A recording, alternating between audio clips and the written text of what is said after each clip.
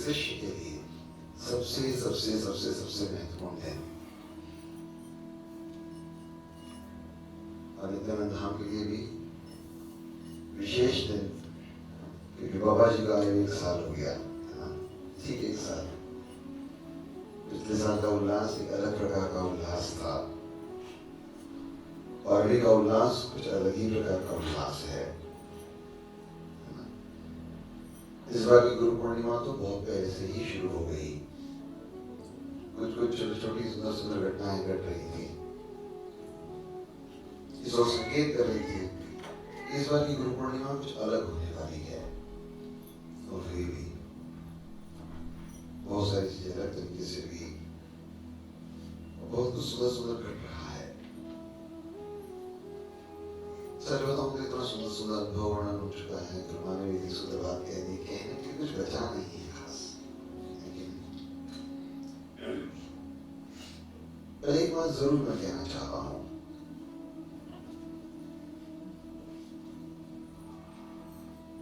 जानते हम सब कुछ हैं, लेकिन फिर भी स्वीकार कुछ नहीं करते। कर हम सब कुछ सकते हैं, पर करने के लिए दृढ़ संकल्प कभी नहीं होते। चाहना कई बार पैदा होती है, लेकिन तो चाहना को मूर्त रूप नहीं देते। चाहना को मूर्त रूप होने ही नहीं देते। उसके लिए जो कदम उठाने चाहिए, जो वक्त बढ़ाने चाहिए, वो तुम वक्त बढ़ाते नहीं हो। इसलिए जो तुम पाने के हकदार हो तुम पा नहीं पाते। पा सकते हो कि नहीं? पा सकते हो कि नहीं जो पाना चाहो? पा पाते हो क्या? क्यों क्यों नहीं पा पाते? परिस्थिति,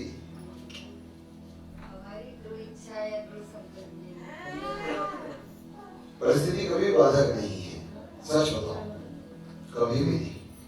हो सकता है वो कोई रुकावट छोटी मोटी, स्पीड ब्रेकर आता है सड़क पर, ऐसा स्पीड ब्रेकर के रूप में परिस्थिति आ सकती है। जो तृप्ति बोल रही है दृढ़ संकल्प कभी वही है। या दूसरे शब्दों में कहूं, या तो तुम ताकत नहीं लगाते, या ताकत लगाने के पहले ही हथियार डाल देते हो। अक्सर होता यही है।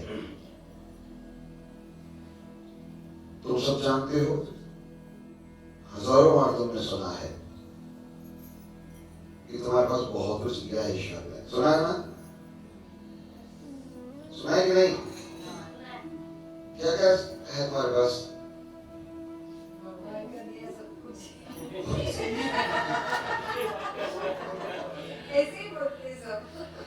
भगवान का दिया सब कुछ है, और फिर भी गालियां किसको देते हो? है ना? तूने ये नहीं किया, तूने वो नहीं किया, तूने ऐसा नहीं किया, तूने वैसा नहीं किया।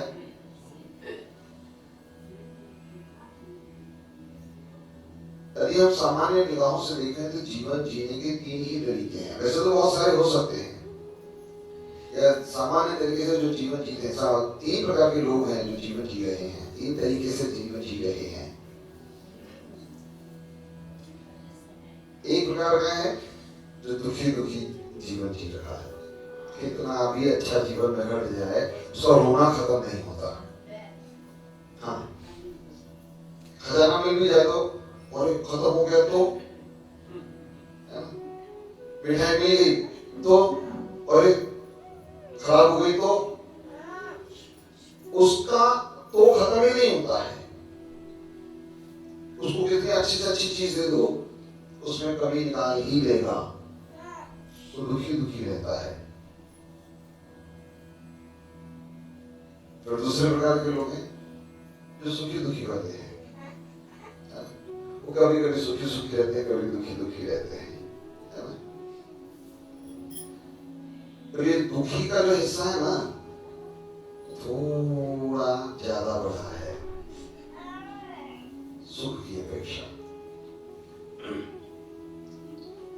कभी कभी हो जाता है खुश, और खुश होने के लिए उसको बहुत बड़े बड़े कारण चाहिए।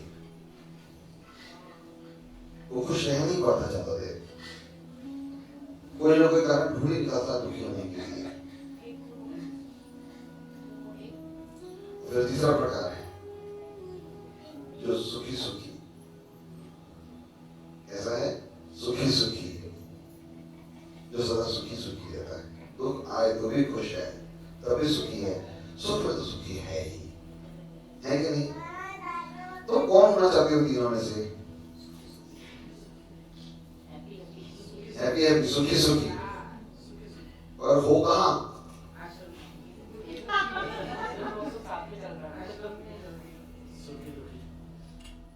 सच में हो आश्रम में, शरीर है मन नहीं है ना, तो फिर रह जाओ यहीं।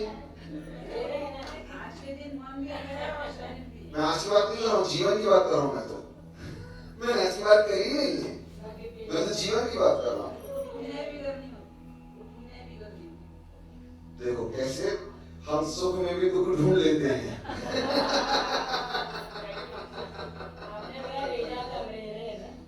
जिंदगी भर के लिए मैं बोल रहा हूँ ना, मैंने जो बोला वो तो जिंदगी भर के रहने के लिए बोल रहा हूँ। है पुण्य की कमी नहीं है, इच्छा की कमी है।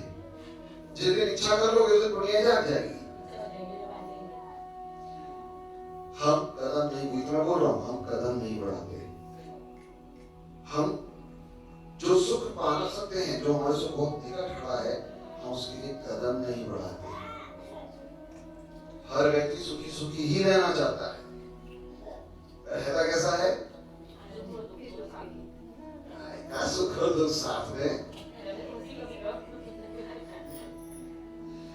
खुशी तो इतनी सी दिखाई देती है, दुखी दुख की बात होती है।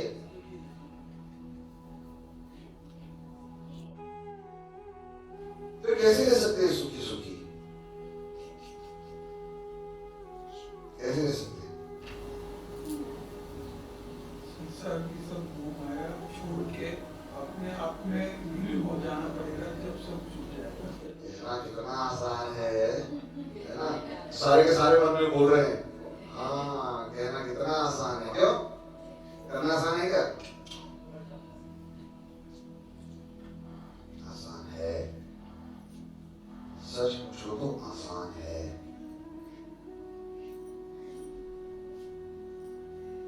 यही गुरु लगता है। इस जगत में, इस ब्रह्मांड में गुरु ही एकमात्र तत्व है जो तुम्हें सुखी सुखी रहने की कुंजी दे सकता है, जो सच में तुम्हें सुखी सुखी बना सकता है। चाहे तुम आश्रम में रहो, चाहे संसार में रहो, पर जब तक तुम संसार में रह रहे हो और संसार में ही हो, तब तक सुख नहीं आ सकता। संसार में खुशी है, सुख नहीं है, ख्याल रखो। आनंद नहीं है, खुशियां है। खुशी क्षण भर की होती है, घंटे भर की होती है, दिन भर की हो सकती है, बस, इससे ज्यादा नहीं। पर जब तुम श्री गुरु के सानिध्य में आते हो और जब उनकी कृपा तुम्हारे ऊपर बरसने लगती है, सानिध्य आने मात्र से काम नहीं बनता है।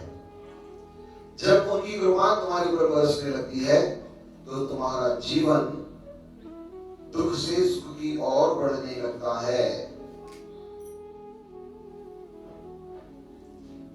शनै शनै धीरे धीरे धीरे धीरे कब तुम्हारा दुख का हिस्सा छोटा और सुख का हिस्सा बड़ा हो जाता है, पता ही नहीं चलता। संसार में बदलता कुछ नहीं है, न रिश्ते बदलते हैं, न नाते बदलते हैं, न व्यवस्थाएं बदलती है, न परिस्थितियां बदलती हैं। तो बदलता क्या है? बदलते तुम खुद हो। बदलता तुम्हारा आत्म तत्व है, तुम्हारी चेतना है जो जाग जाती है, तुम्हारा मन परिष्कृत हो जाता है और तुम सत्य की दिशा में अग्रसर हो जाते हो। जिस क्षण गुरु की कृपा तुम्हारे पर बरसने लगती है, तुम सत्य की ओर अग्रसर होने लग जाते हो। जब तुम सत्य की ओर चलोगे तभी तुम सुखी सुखी हो सकते हो। हमने दुनिया में हजारों बारी बात सुनी है, सत्य कठिन है। बिल्कुल गलत है ये बात। सत्य एकदम सरल है, सत्य बहुत सुंदर है, एकदम सुंदर और एकदम सरल। क्योंकि तुमने उसमें चलने का यत्न प्रयत्न नहीं किया, इसलिए तुम्हें उसका सौंदर्य दिखा नहीं, उसका आनंद दिखा नहीं, उसकी सरलता सहजता दिखी नहीं। एक बहुत छोटी सी बात पूछता हूं, झूठ बोलकर खुश होते हो या सत्य बोलकर खुश होते हो?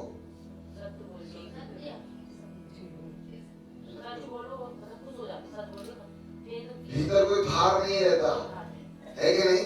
जब तुम सत्य बोलते हो तो भीतर कोई भार नहीं होता है, और जब तुम झूठ बोलते हो तो ये जो मन है, कितने सारे घोड़े उसकी किन दिशाओं में दौड़ जाते हैं पता नहीं, और तुम उन घोड़ों को संभालने में ही परेशान रहते हो। इसको क्या बोलो, उसको क्या बोलो, उसको कैसे बताऊं, उसको क्या करूं, अरे उसने बता तो नहीं दिया, उसने उसको कुछ बता तो नहीं दिया, कुछ बोल तो नहीं दिया, अरे मेरे रहन से खुल तो नहीं जाएगा, बस परेशान हो, इसी को समेटने में परेशान हो। जैसे ही गुरु तुम्हारे जीवन में प्रवेश करता है, उसकी कृपा तुम्हारे जीवन पर बरसती है, तो तुम अपने आप सत्य की ओर चलने लग जाते हो। तुम्हारे भीतर सत्य प्रकट होने लग जाता है, तुम दृढ़ संकल्पित होने लग जाते हो सत्य की ओर चलने के लिए। जैसे जैसे तुम सत्य की ओर कदम बढ़ाते हो, तुम्हारा जीवन अपने आप आनंद की ओर जाने लगता है। मुझे आज आश्रम की बहुत याद आ रही थी, गणेश्वरी की। आज चाहे भजन की बात हम जब चल रहे थे तब भी, और जब अनुभव न चल रहे थे तब भी, क्योंकि कुछ कुछ ऐसे अंश बोले साधुओं ने, उसको सुनकर मुझे मेरे दिन याद आ गए जब मैं आश्रम में था।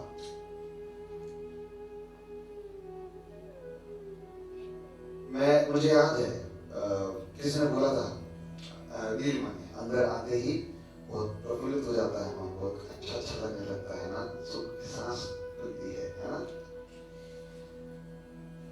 मुझे याद है, मुझे जब आश्रम जाने का मौका मिलता था तो 14 से 18 घंटे की यात्रा होती थी, और उसके बाद आश्रम पहुंचना होता था। वो क्षण आश्रम के द्वार के भीतर पग रखता था, वो क्षण आज भी जितने बार मैंने रखा है कभी नहीं भूला। एक एक बार का मुझे याद है। और जब मैं आश्रम रहने ही चला गया, जब वहां रह रहा था, तो मुझे सेवा मिली थी। एक समय ऐसा था कि जब मुझे परचेसिंग की सेवा मिली थी, मुझे रोज मुंबई जाना पड़ता था। जैसे ही मुंबई से लौटता था, चाहे वो शाम को पहुंचूं या रात को पहुंचूं, 4 बज रहे हो, 6 बज रहे हो, 8 बज रहे हो, 10, 12, 1, 2, 4 सुबह के फर्क नहीं पड़ता। पर जिस क्षण में आश्रम के अंदर प्रवेश करता था, एक गहरी सांस लेता था, ऐसा लगता था स्वर्ग लौट आया। वो मैं उस एहसास को मैं समझा नहीं सकता, बता नहीं सकता, क्या खूबसूरत एहसास है। पहली बार मैं ये बात बता रहा हूं कि कभी भी वो फीलिंग ही अलग है।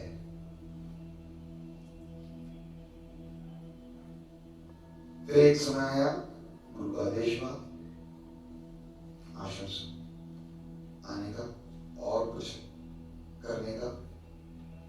जब मैं बाहर रह रहा था, तो मैं एक बार आश्रम पहुंचा हुआ था, किसी ने मुझसे प्रश्न किया था, अब आश्रम के बाहर कैसा लग रहा है? आश्रम के बाहर मैं तो कभी गया ही नहीं। बड़ा आश्चर्य से पूछा, मतलब? मैं तो कभी आश्रम से बाहर गया ही नहीं।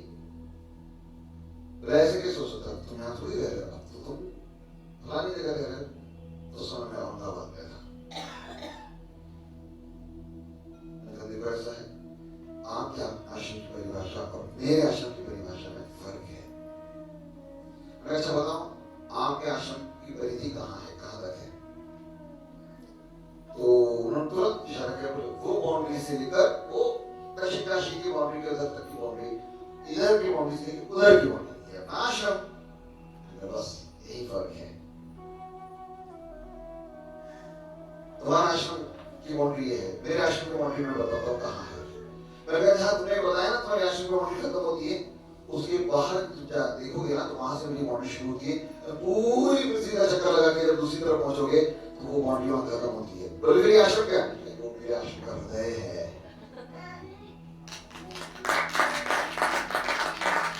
जब मैं यहाँ हूँ, मैं आश्रम के हृदय में हूँ। और जब मैं यहाँ से हृदय से बाहर निकलता हूँ, आश्रम से बाहर थोड़ी हूँ। मैंने कहा आश्रम के बाहर तो उसी दिन होगा जिस दिन सांस आखिरी छोड़ूंगा। हो ही नहीं सकता, संभव ही नहीं है। कोई मुझमें से आश्रम निकाल दे या मैं आश्रम से निकल जाऊं, ये संभव ही नहीं।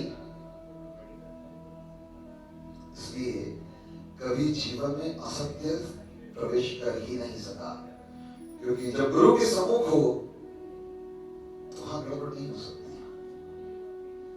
एटलीस्ट मैं तो नहीं कर सकता ना। तो मेरे जीवन में आश्रम कभी बाहर गया ही नहीं, न मेरे जीवन से आश्रम कभी बाहर गया, न मैं आश्रम से कभी बाहर गया।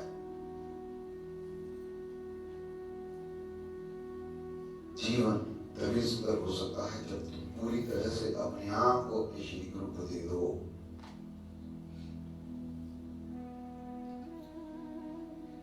यदि सत्य को जानना है तो उसकी सिंपल सी कुंजी है, अपने आप को श्री गुरु को दे दो। तो कहाँ हो ये महत्वपूर्ण नहीं है, तो कैसे जीवन को जी रहे हो ये महत्वपूर्ण है। हाँ, तुम्हारी चर्या क्या है, तुम्हारा हृदय किधर है, तुम्हारा रोम रोम हर क्षण कहाँ है। जो लोग साथ में रहते हैं वो जानते हैं, घूम फिर के गणेशपुरी आई जाती है कि नहीं? घूम फिर के गुरुमाई जी आई जाती है। कैसे नहीं आएगी, क्यों नहीं आएगी? उनसे ही हमारा अस्तित्व है, उनसे ही हमारा वजूद है, उनसे ही हमारा होना है। आप लोग जो दे पा रहे हैं ना, वो है तो हम दे पा रहे हैं। उन्होंने जो दिया वही तुम्हें दे पा रही है। इसमें मेरा अपना कुछ नहीं। पर हाँ, श्री गुरु की कृपा को अपने जीवन में उतारना कैसे, श्री गुरु को अपने जीवन का हिस्सा बनाना कैसे। श्री गुरु के सानिध्य में हो जाने मात्र से, उन्हें प्रणाम कर लेने मात्र से सब कुछ हो जाने वाला है? नहीं। जब तक तुम श्री गुरु को अपने भीतर धारण नहीं करोगे तब तक कुछ ना घटेगा। वो कैसे कर सकता है, वो कृपा कैसे बरस सकती है? क्या करोगे तो वो कृपा बरसेगी? क्या लगता है, क्या क्या करके तुम अपने श्री गुरु की कृपा को अपने तरफ आकर्षित कर सकते हो? बोलो।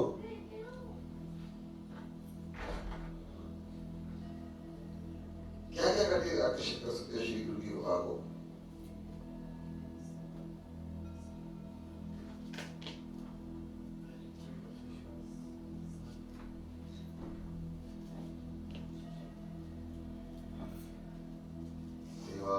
विश्वास और क्या बोला? एक ही को चाहिए, बाकी सब तो नहीं।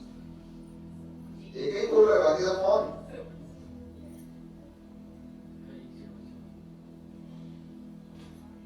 हाँ, अभी बहुत बार सुनाया है ना, इसलिए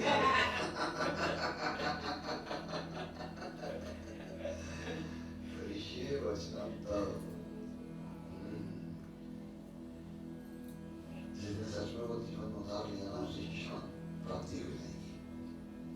जिस क्षण तुमने कैसे वचनता को पूरी तरह से उतार लिया जीवन में, तत्क्षण प्राप्ति है। हाँ, जितनी बातें कही गई उसमें सबसे महत्वपूर्ण है, मैंने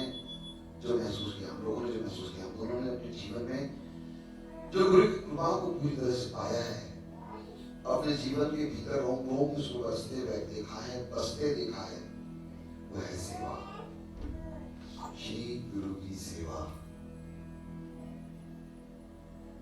तन मन धन से श्री गुरु की सेवा।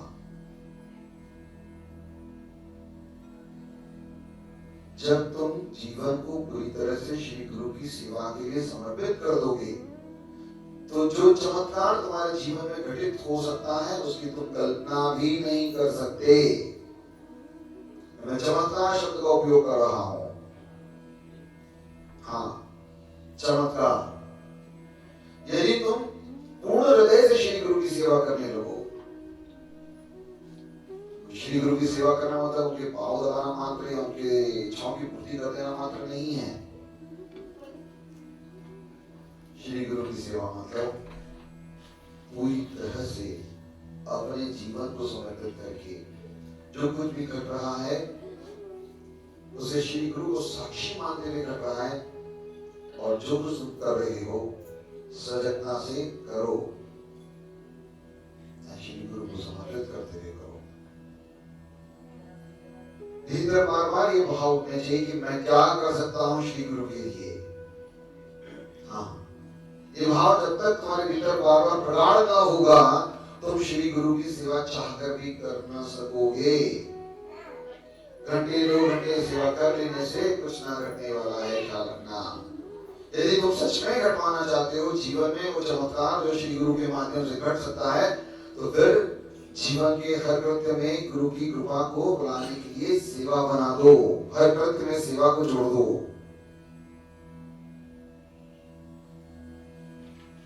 तो श्री गुरु के लिए क्या कर सकते हो, ये जिसमें तुम सोचना शुरू कर दोगे ना, अपने आप श्री गुरु की कृपा तुम्हारे भीतर बरसने लग जाएगी।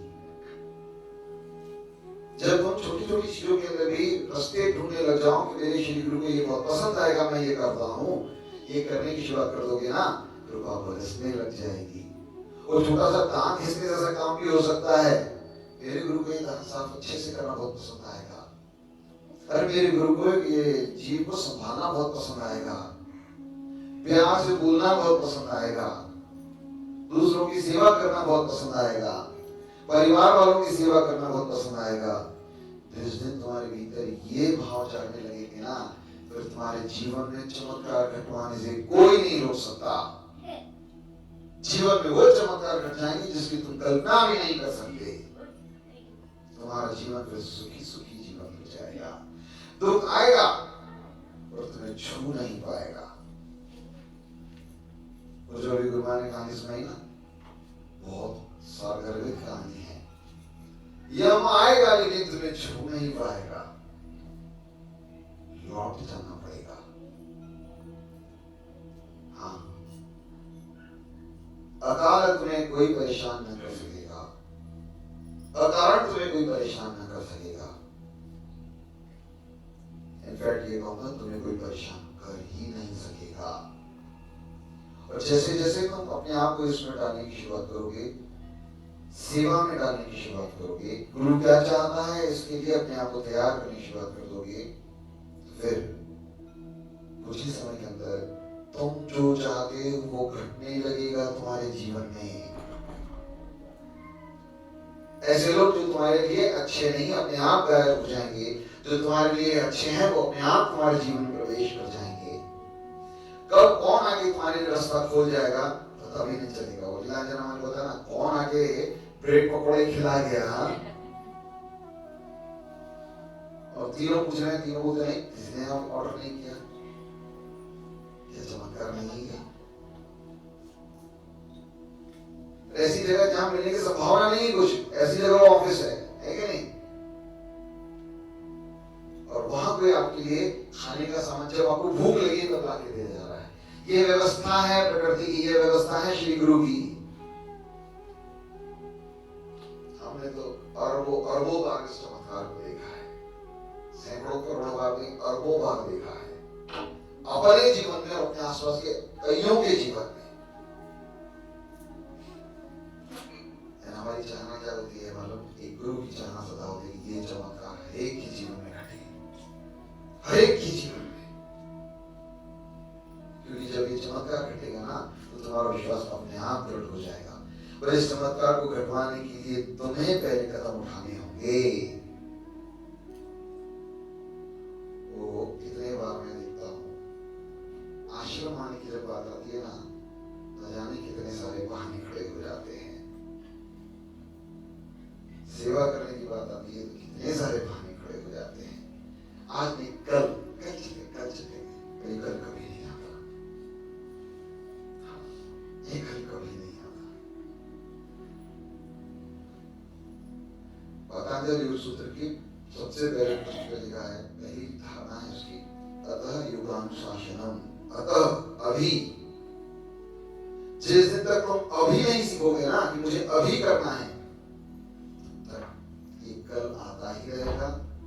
और ये कृपा जो बरसाना चाहता है श्री गुरु तुम्हारे जीवन में, वो जितनी मात्रा में बरसाना चाहता है उससे बहुत कम मात्रा में तुम्हारे जीवन में पहुंच पाती है। चाहते हो ना पूरी कृपा बरसे? चाहते हो ना? तो फिर अपने जीवन को श्री गुरु के प्रति जागरूक बनाओ। मैं क्या कर सकता हूँ? सच बताऊं तो गुरु के लिए कुछ नहीं कर सकते। मैं अपने जीवन में आज तक